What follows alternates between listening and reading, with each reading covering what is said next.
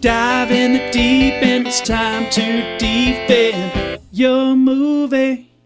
Hello, friends, and welcome to this week's episode of Defending Your Movie. I am your host, Jeremy Meyer.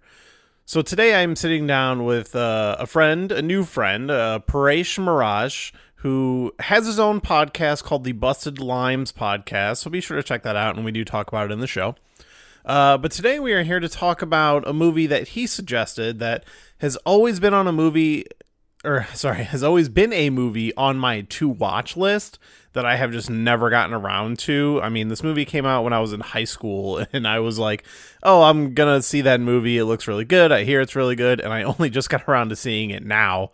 But that movie is Thank You for Smoking, starring Aaron Eckhart and directed by Jason Reitman, who has gone on to make a ton of great movies. But, you know, it's always been one I've always heard it's really good. It's got a great ensemble cast. And, oh man, why did I wait so long to see this movie? Because it is really good. But Paresh, he has an interesting reason for liking this movie, because I didn't even find this out until in the middle of the episode. You can hear it, but he's actually a lawyer, and a movie like this that deals with people who just have to find a way to navigate their morality and talk their way through a situation, like, it gives him a very interesting perspective that I can only imagine, because I don't come from that business, that way of thinking. So like when he said that, it kind of blew my mind and put like a new perspective on this, even just having just watched it. But it's a really great movie. It's a lot of fun. I knew it'd be a movie that I would like. It seems like it'd be something that I would like, and judging by even just the cast and the caliber of who made the film, I knew it'd be something I'd be interested in. But wow. This movie did kind of catch me a little off guard. It was a lot of fun. It was very funny, and something I would watch many times over. So before we get into the show, let's get our plugs out of the way. Find us on social media at Twitter and Instagram at Defending Movie. Find our merch store at belowthecollar.com/defendingyourmovie, and you can find our new friend of the show shirt. I'm going to be uploading a new Guardians of the Galaxy themed shirt soon. Actually, by the time this is recording is out, that shirt might actually be up. So, little Marvel themed shirt design. We also have some other movie designs. We have just the logo shirt. I'm going to be uploading some kind of alterations on the logo in the future. So I have some more ideas, and I'm always thinking of more. I'm always looking for more movie titles that I can kind of parody, because those are fun. I think people like those ones. But be sure to get the new friend of the show shirt. That way I can easily identify you in public. I can come up, give you a big old hug or a fist bump, depending on where we are in the stage of the pandemic at this point. And then also you can check out our Patreon at patreon.com/defendingmovie. Still working on getting like a lot more content up there, but in the meantime, you can watch the editing videos for editing down the Snyder Cut down to a 3-hour movie, and still trying to figure out how to do a showing of that. Even I'm still also working on that edit. I need to watch it and make sure it's all good, and if I need to make any more changes. I'm also got one for Falcon and Winter Soldier, so eventually I will find a way. Basically, if you are a Patreon subscriber, you'll get a special invitation to see the stream. I just got to figure out how I can do that legally. But that was still working on that. But without further ado, let's get into this week's episode, where we're talking about Thank You for Smoking. Oh, I do also want to point out that there is some audio issues with this episode. We were trying to record this, and we had some really bad connection issues. I got the best version of the recording I can, and while there is some hitching in it, I do think it's fine. Like, you shouldn't have much of an issue with it. But we actually had like 3 separate recording backups, and unfortunately this was just the best one I could get. We just had bad connection that day. I'm not really sure what happened, but I apologize for that, but you should still be able to enjoy the episode just fine. So, all right, now without further ado, let's get to the episode.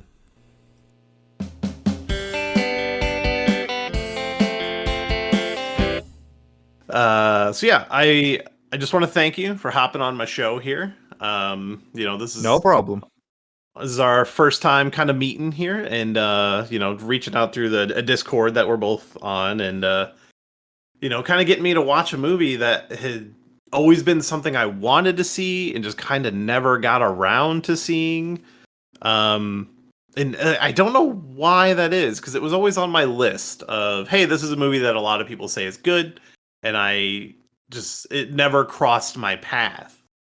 But now I'm glad I watched it because I really enjoyed this movie. So Good. what, like, That'll make defending it a lot easier. yeah. Like what? So what is it about this movie that is just like the thing that kind of drew you into it? Okay, so first of all, I don't know, will you be giving a summary of the plot in the intro, or will I need No, to? we'll assume people are familiar with the movie and just kind of like, we don't have to worry about spoilers or anything. Also, you can swear. I know that's a question people ask, but Oh yeah. Oh, but um, but so no, yeah. we'll just assume people know the movie. Okay, so what it is about that drew me about this movie is first off that it's kind of what first drew me to it was the aesthetic, because I don't know what it is about this type of I don't know what you call it, the filter, I guess, like the lighting effect that it has. I also see it in Burn after reading from the Coen brothers, but I just really like that style, like that. It's definitely getting Burn After Reading vibes from this. Yes, exactly. So that's what drew me to it at first, but as I kept watching it, it was well. First off, it's absolutely hilarious. Just so everything about Rob Oh, Lowe's it's so character, funny. yeah, everything about Rob Lowe's character, everything about J.K. Simmons, who apparently was naturally quotable even back in 2006. Yeah. And but this is one of the movies that I appreciate more watching it now as an adult, because when I first saw it, I was like in high school, so I was just kind of like, haha, look at this likable douchebag. But Yeah.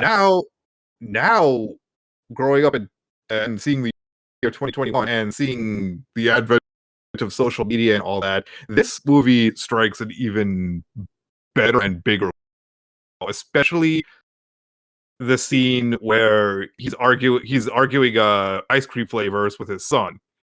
And Yeah.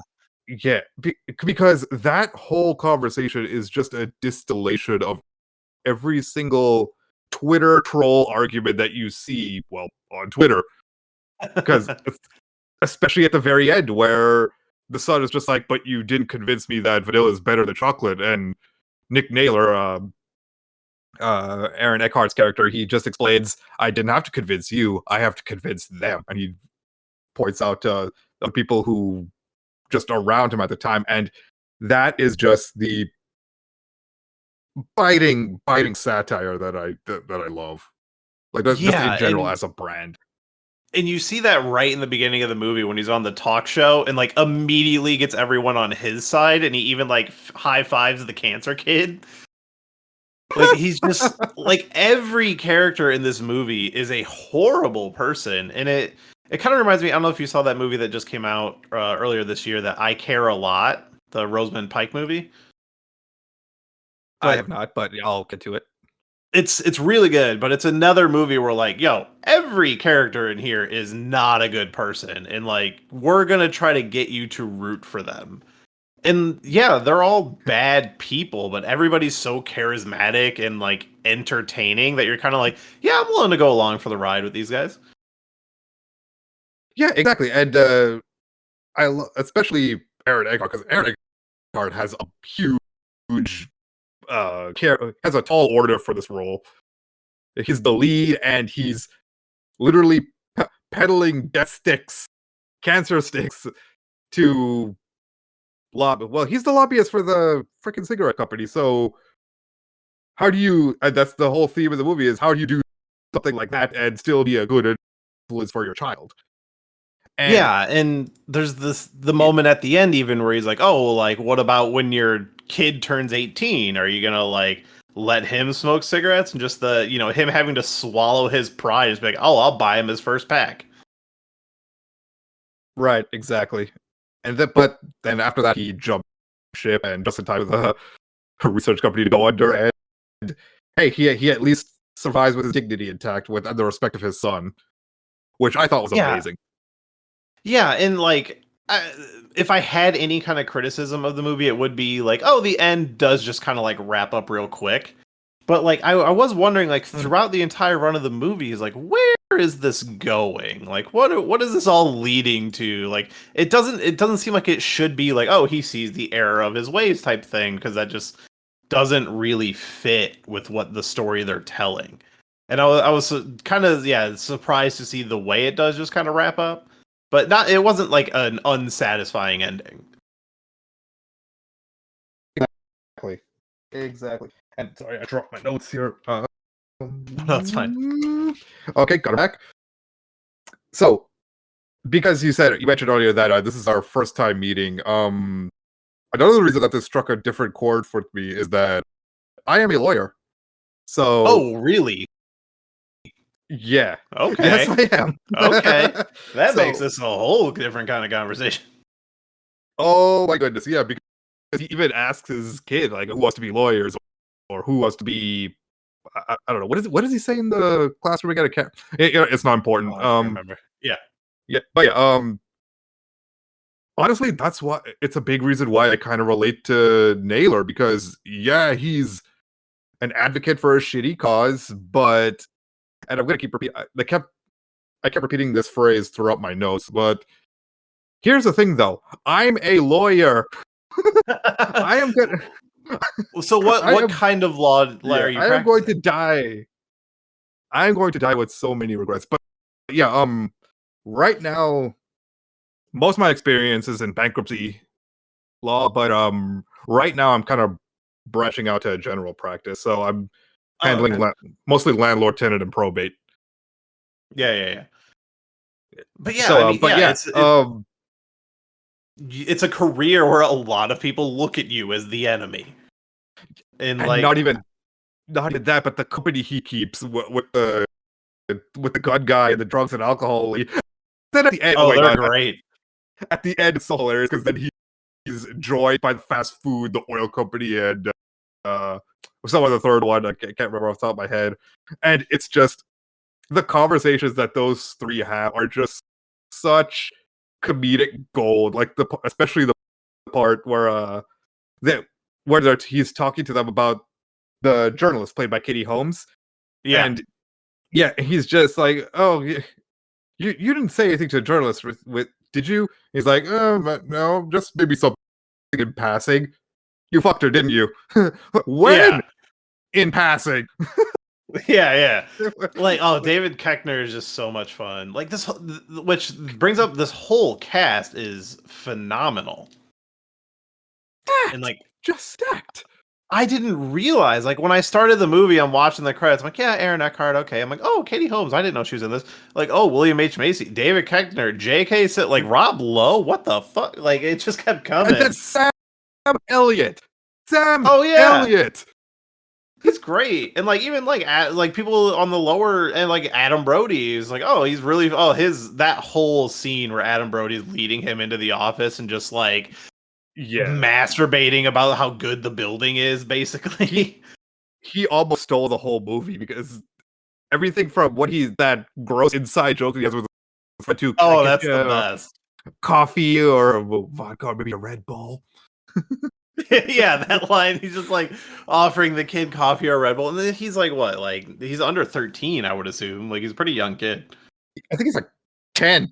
Yeah, granted, I was drinking coffee at that age, but that was my thing. And that's like, I have my personal stake in this movie of like, oh, my parents were both smokers, and like when my mom quit smoking was like, oh, one of my favorite fucking days ever. And trying to get my dad there, but not there yet. But then watching this movie where you're sympathizing with these people who are working in the death industry, basically. Yeah, because I just love the term that the movie goes for. Everyone's got a mortgage to pay. And then I just love that pause, and Aaron Eckhart's narration just says, AKA the yuppie Nuremberg defense. Yeah. Which, and that's like just such the way perfect writing. Yeah, and the way it kind of comes back to bite him in the ass when Katie Holmes writes the scathing article and she's like, "Hey, did it for my mortgage." Exactly. Just a side note, has nothing to do with the quality of the movie. Katie Holmes looks hot in this movie. I just want to throw that out. Oh, she is a beautiful woman. Yes. Yes. It's a shame she got wrapped up with Scientology the way she did. Oh yeah, that guy. Glad she got out of it. Yeah, absolutely. And oh my gosh, Yeah.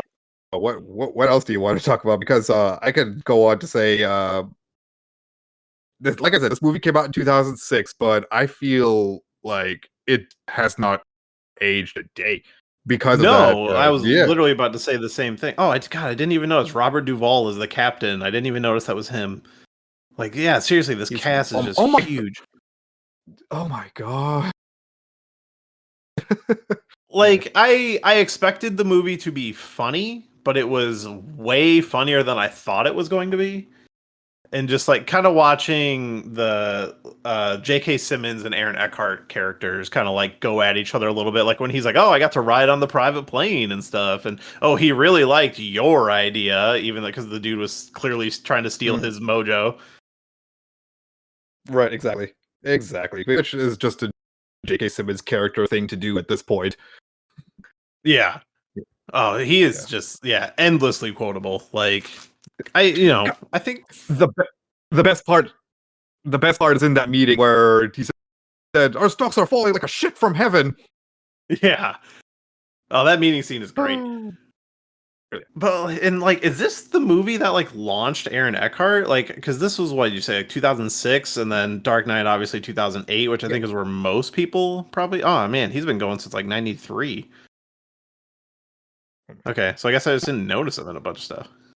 I would say that this was where and I would go so far to say that this is where Aaron Eckhart got his breakthrough. Yeah. Because who is he if not a more dickish Harvey Dent in this movie? Oh yeah, he's just like the most charming, but just the worst person. And yeah, like you can look at that scene in Dark Knight with where Harvey Dent, where they're having dinner, and like look at him in this movie, and they do feel kind of cut from the same cloth. Just one has way less morals than the other. Absolutely. And oh my gosh.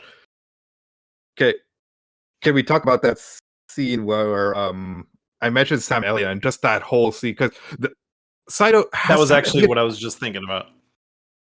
Yeah, oh well, perfect. So well, first I want to start by asking, has Sam Elliott really done serious roles like that? Well, prior to 2006, because I know he was in A Star Is Born where he was super serious. But was he really known for serious roles, or was he known for more comedic roles like in The Big Lebowski? I mean, he was in Tombstone, which was, a very big movie, which was a serious movie. Right. I mean, dude's Okay, had a right. long career, so I would assume, a lot of westerns. I'm looking at his first movie was in 1967, so Holy. Okay. Yeah. yeah, I mean, dude's been But yeah. around. Yeah. So in this movie, he plays the Marlboro Man, who is he died? Is he already died? Yeah, he's already diagnosed with lung cancer. Yeah. Yeah, like he's pretty much on his way out, is how they're kind of wording it. And then he even has the jokes like, "I didn't even smoke Marlboros, I smoked Cools." Yeah.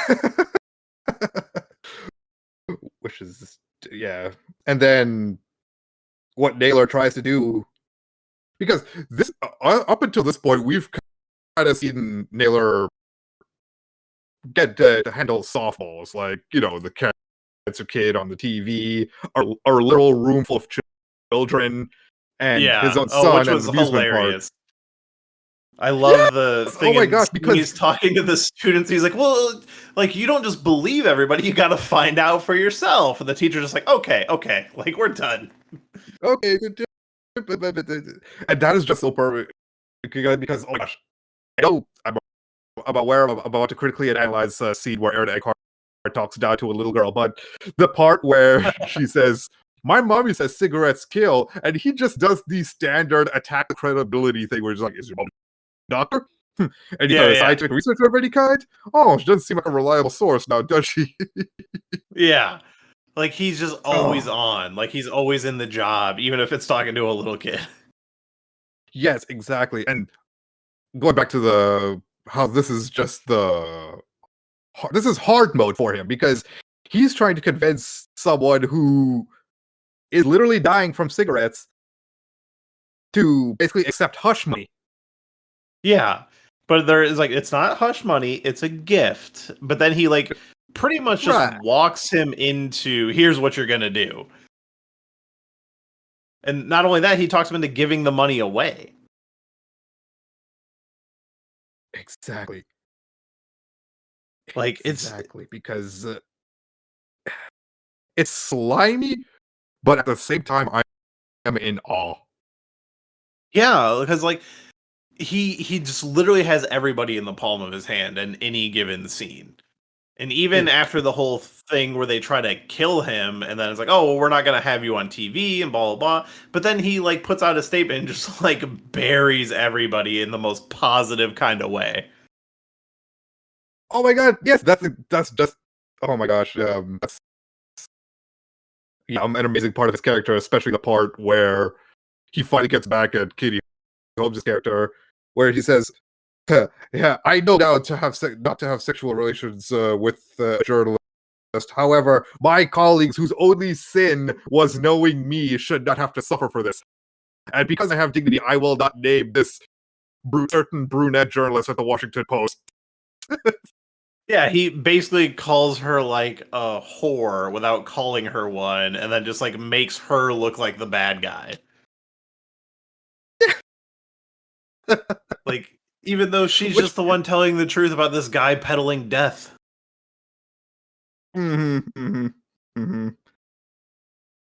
God, this guy is like, I think Aaron Eckhart in general, I have it written down here, is like, he's kind of like Dennis Leary's understudy, isn't he? Or at least he could definitely pass for a Dennis Leary body double. Just Oh, random thing. for sure. Like, they could play brothers in a movie or something. Speaking of Dennis Leary, you remember that song he did, "I'm an Asshole"? Oh yeah, it's about this character. That, yeah. Yeah. Oh my goodness. Oh my goodness. So One thing I will say, do they ever show Aaron Eckhart smoking in the movie? Because there is the moment at the end where like, you can't ever smoke again, and they're acting like it's kind of a big deal for him. But like, I don't recall if they ever show him smoking. we actually do not. There's that one part where he an empty cigarette carton from his shirt, but I think that's it. Yeah, I wonder if that's a Yeah. thing where like, oh, the actor doesn't smoke and didn't want to like fake it or whatever, so they just, they assume that the guy working for cigarettes smokes, but they don't actually like show it. Yeah, which is really ironic. Yeah, for sure. Lord. Yeah. Almost as ironic as the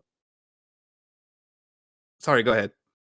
Oh, I was just gonna say, I love that their way of trying to kill him is just putting all the nicotine patches on him. Yeah, and that's actually going to build into what I was going to say. And it's more ironic than the fact that smoking cigarettes actually saved his life. Yeah, which Because, is like, yeah. I think he makes a joke of like, oh, can I get a quote on you on that? Yes, he does. He does. Oh my god! Yeah, but We've spent. Sorry, go ahead. No, I was gonna say that was like the one moment in the movie where I was like, oh, did they mention his smoking? Because they say that, and then like I said, I didn't recall him seeing. I was like, oh, so that was like maybe one moment that came off a little weird. Was like, okay, well, I guess I can just assume that he does smoke. But yeah, I wish there was like they showed it more with his actual character. If I had to have like any criticism towards the movie. Yeah. And oh my god, we spent all this time talking about Aaron Eckhart's character, but let's talk about how strong of an antagonist. Because I don't really want to call him a villain because everyone's a villain in this movie. But Yeah, how good of an antagonist is William Schmidt's character? Oh, he's great. And like you said, that everyone is a villain, even though he is the quote unquote good guy senator. He's still like not great because he's literally there's moments in this movie where he's just doing or saying stuff because he knows it'll get him votes and like that's his agenda. Yeah, exactly. He's equally as slimy as Aaron Eckhart as Nick Taylor here, but the only difference is that he thinks he's on the right side, whereas Nick Taylor has no delusions of who he is. He knows he's Yeah. a death peddler. William H. Macy's character, though, he is the epitome of just like one of those politicians who, like I said, just believe they're on the good side, but really they're no different from any other scumbag in Washington. And like I said, the scene where that really gets driven home is the scene where he confronts his aide over the cancer boy fiasco. Yeah. And he's like, if you're gonna get a cancer boy, find one who can like is in a wheelchair or can't talk. Like they're talking about a kid who's dying as a prop. Exactly. And it gets even worse throughout the whole movie where he finds out that Naylor survived and he's just like, yeah, that's the problem. He survived. Yeah. You already lived. Yeah, it's like, oh, if he would have died, it would have made it a lot better for us. but now he looks like a victim. That's just like, Yeah. oh, you are a fucking mob hitman. Yeah, like I love William H. Macy. He is kind of perfect in this role of like the good guy who's also bad. And yeah, like the scene towards the end when they're in the congressional hearing and the way Nick is able to turn it against him, like, hey, you're going to talk about this. Well, let's talk about your state, you know, and it just like how was it? It's like cholesterol or whatever they're talking about. It's like, oh, more people die from cholesterol in your state. So why aren't we banning cholesterol? Why aren't we banning cheese? And then he says the quote that was in all of the trailers: "The state of Virginia will not apologize for its cheese." It's such a good line. And like, man, as somebody who watched an abnormal amount of congressional hearings over the last 4 years for, you know, no particular reason. Yeah. It was so accurate. Like it was so accurate to how that stuff goes down. Of like, man, you got to be on your shit, even if you think you're on the right side. Somebody can spin that against you if you don't know what you're talking about. Yeah. And then at the very end, what's he doing? He's censoring cigarettes in classic movies. Yeah, they're like removing that stuff, which honestly is a little relevant today. It reminded me of when everybody's like, "Oh, should we have these digital actors that aren't like alive anymore?" It's kind of like a similar thing of like, "Oh, why would you alter this movie or something like that?" Right, exactly. Yeah, and like you said, the movie hasn't aged a day. Absolutely not, because this is a little sidebar. You know what that reminded me of? I don't know if you're familiar with the company or Four Kids.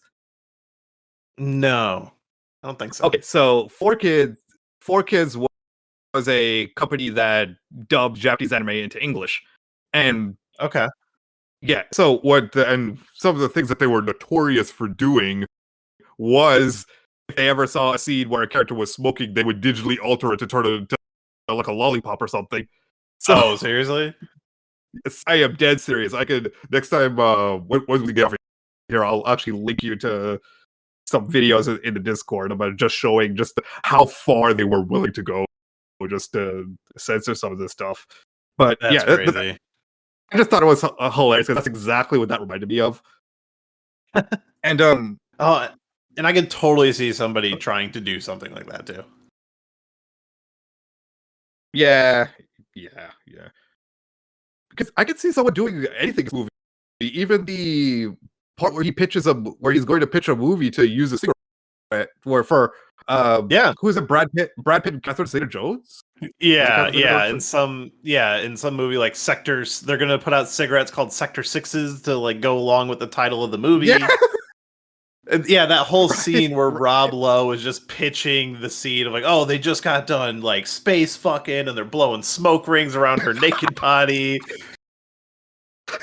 Like, It's like, Rob Lowe's always great, but he's knocking it out of the park in this movie.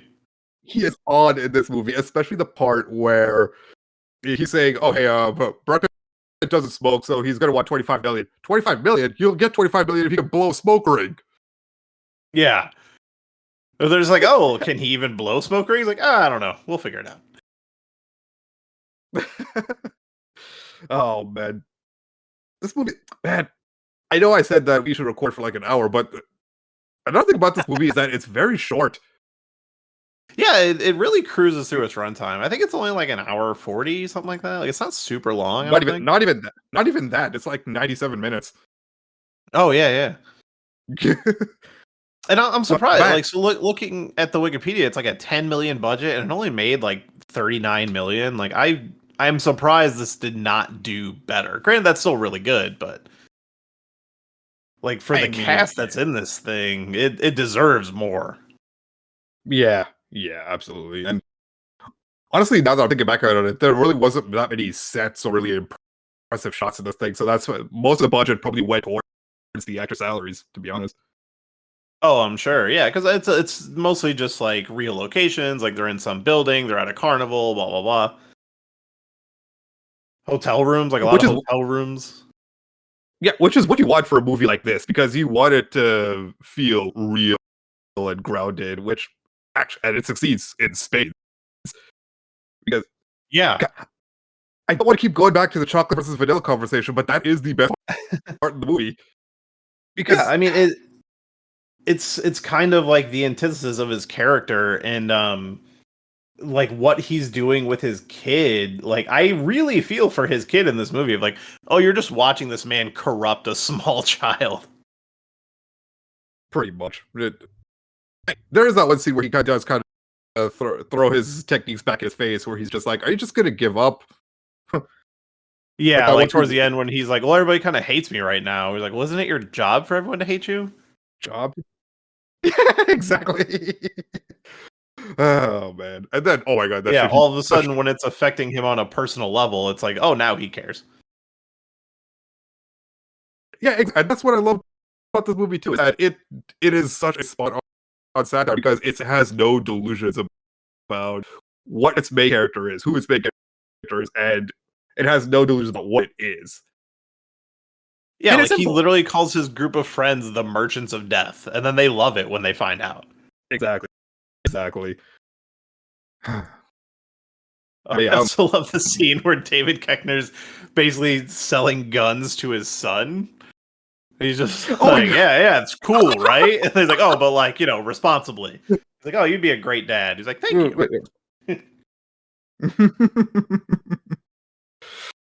Oh man. But yeah, going back to the deep dive chocolate versus vanilla thing, because I want to because Jesus Christ, I want to go into detail about that scene. So okay, I mean that makes sense. The conversation starts out that's like exactly the type of thing he would be doing. Exactly. Yeah, exactly. So the way the conversation starts is that he and his son are in the amusement park. They both have ice cream, and his son poses the question, "Well, you don't have a law degree. You don't have any sort of special training. So does that mean can anyone just do what you do?"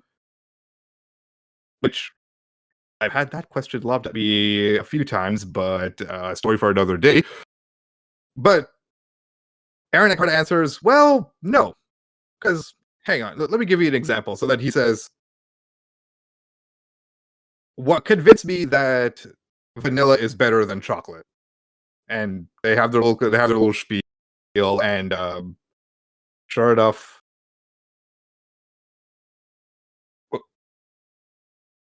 sorry, my phone is talking to me. Oh, it's okay. Okay, stop that, Bixby. No one knows who you are.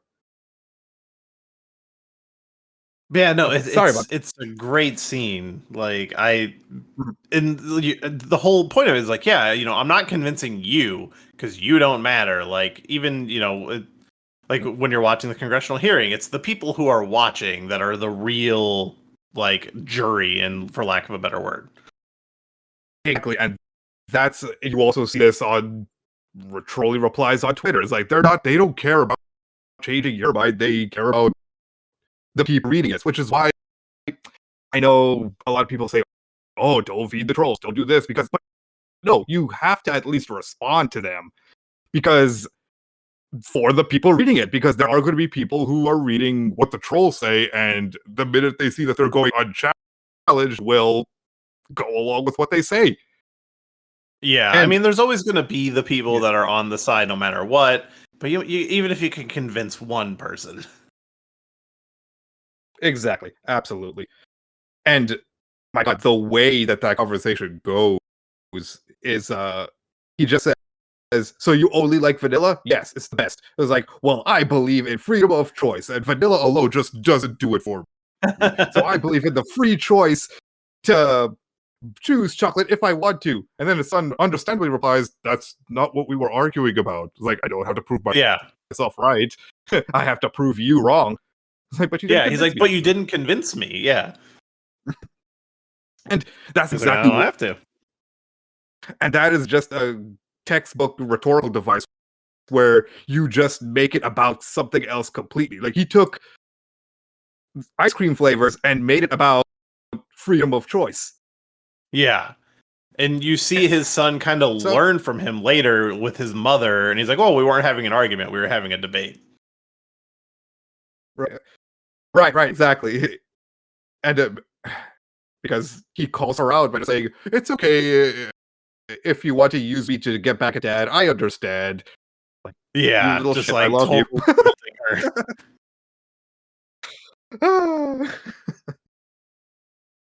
So yeah, that and now to all the listeners on this, go home and try this on your friends and family. Yeah, what is it's Sure. pretty much encouraging you to do. Yeah, I Oh mean, man. honestly, he could just be playing a lawyer in this movie because that's essentially what he's doing. Yeah, exactly. Advocacy. Zealous advocacy. Yeah. And like you're kind of waiting for that moral moment of the movie, and it kind of just never happens. Like he never feels bad about what he does. Like even by the end of it, Yeah, he never feels like his life is changed for sure. But you know, then he just kind of like walks away from the job and just like, nope, that was a portion of my life, and now I'm on to the next thing and doing the same thing for other industries. exactly. He just goes on to teaching us, just spreading his craft. He teaches his Yeah, craft is how he ends up again. Yeah. and just like lying through his teeth, like just repeat after me. There's no evidence or investigation that correlates this data to this solution or whatever. And they're just like, oh yeah, that makes Hey, sense. yeah, exactly. Just focus on lack of proof. Like, oh yeah, prove it. Prove it. Yeah. Prove it. Yeah. And then like the manipulation they do, like even in the opening segment, is like, oh, you know, you're saying cigarettes are bad and this kid got cancer. It's like, oh well, we're putting all this money towards teaching kids not to smoke. Exactly. And even another line that was in all the trailers. Hey, it's the it's the medical industry that wants him to die because they want sick Oh, people that was to amazing. pay their bills, and we want to keep him alive and soaking. And yes, that was Yeah. amazing because Wouldn't it make more sense if he was alive to buy more cigarettes? No, you guys want him dead. Like the way he just flips it on them is it's sociopathic. It's insane. yeah.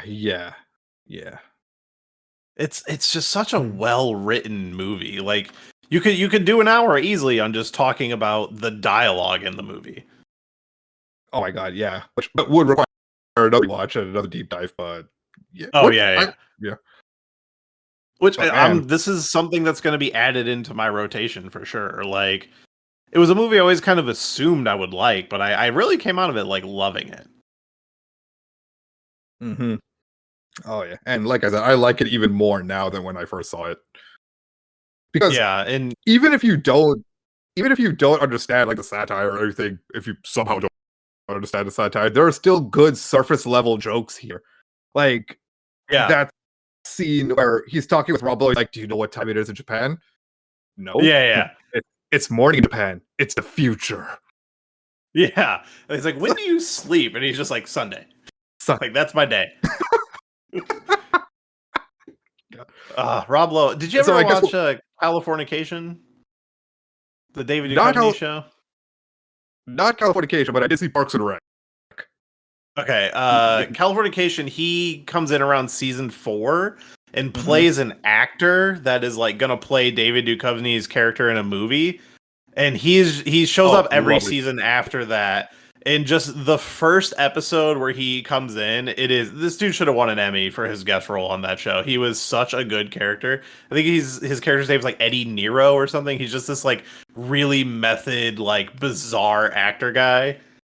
And he's incredible. Like he enters every episode by just tackling David Duchovny from like out of nowhere. Like every time he shows up, he's so good. Like I would, it's one of my favorite TV shows, but I'd recommend it based on just his guest appearances alone. All right, absolutely. Okay, yeah, I'll add that to my ever-growing list. Yeah. Oh, I got a big one. Okay, so I feel like we're kind of near the end here. Yeah, I'm trying to think of. I will say the one thing that maybe dates this movie is Dennis Miller being in the movie. Like, I'm not sure anybody really pays attention to him anymore. Right. Oh my god, yeah. And yeah, I think the meeting room scene where he's naming like famous actors, Yeah. I'm also like trying to you'd have look to up update that. who. I'm trying to find out who played the guy that like kidnaps him. Because he's kind of shrouded in darkness all the time. I'm not even sure if it was like a specific actor. Probably not. Did you notice he had a Hitler mustache? I did not. I will admit I was watching this on my phone.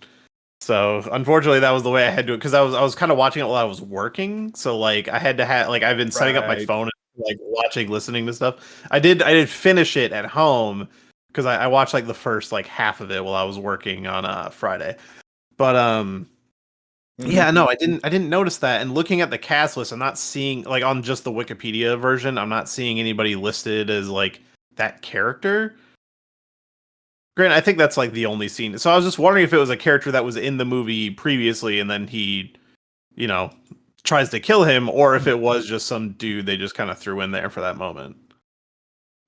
Definitely some dude they just threw in, because like I said, I didn't remember a dude with a Hitler mustache. Yeah, I guess that's true. Oh, a kidnapper. Here we go. Jeff Witzk.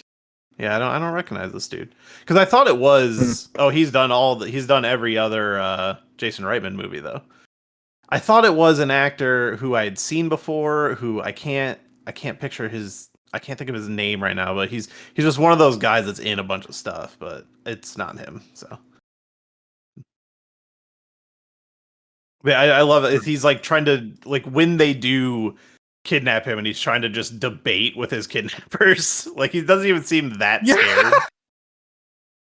Right? He's like, for $5 million to just go from there.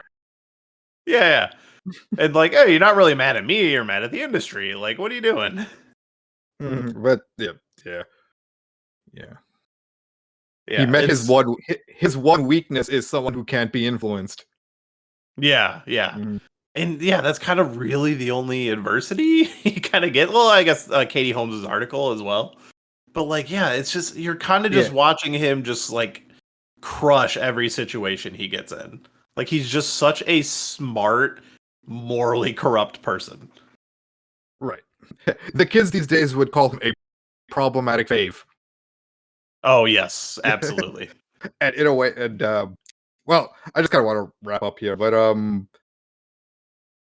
my closing thoughts on this would be that, in a way, this movie is a spitball in the eye of like the modern day purity test that a lot of people on social media seems to put their quote unquote heroes through. Because I have seen so many artists on Twitter get torn to shreds in threads just for the most mundane shit, just because they maybe drew something they didn't like not even something. I mean, obviously, I'm saying that there are some things that are just office, but this is just stuff like shipping two characters, fan art of two characters that a lot of people just think shouldn't be together, like shit like that.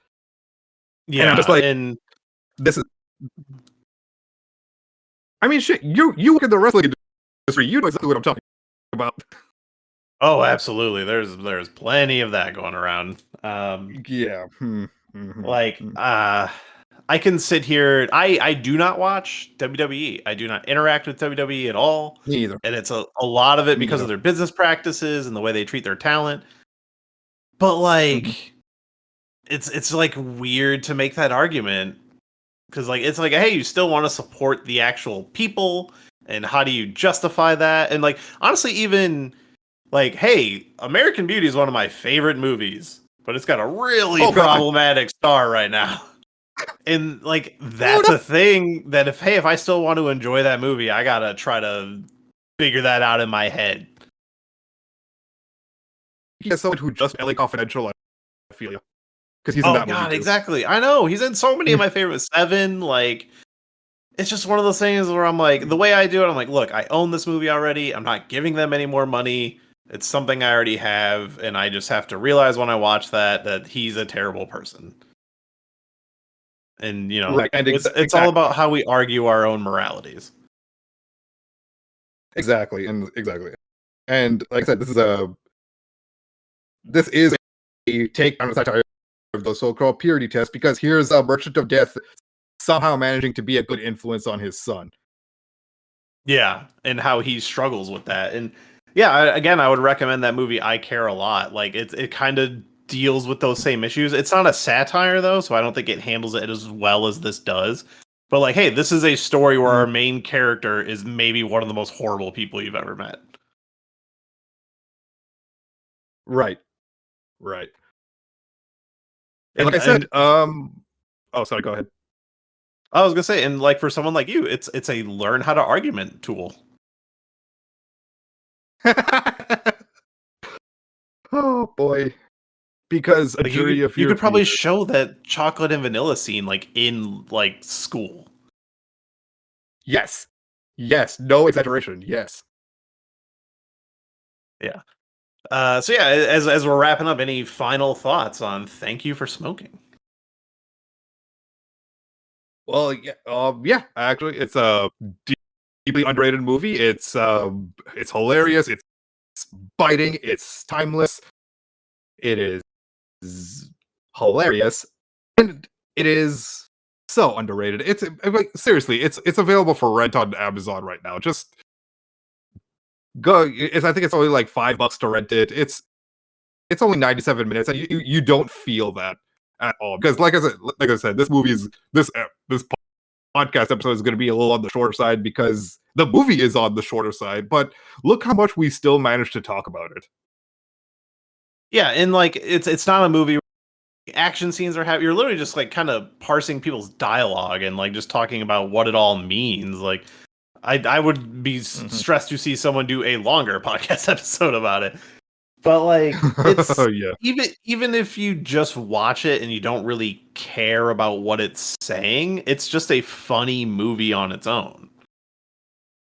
Mm-hmm. But yeah, I think the one of the strongest things to say about it is what you said before.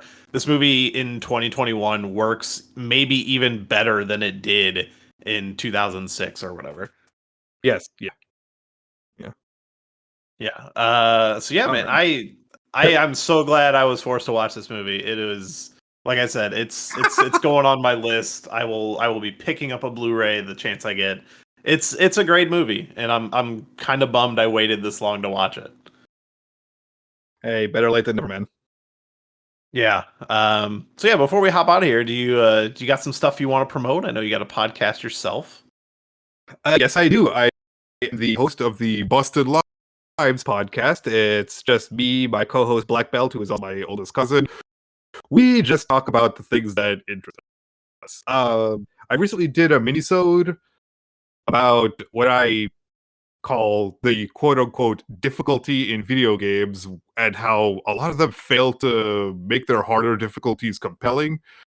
Our last full-length episode, we managed to get Tim Luz from the Cinema Inspection podcast on to talk about Godzilla versus Kong. Oh, And nice. I still haven't watched that.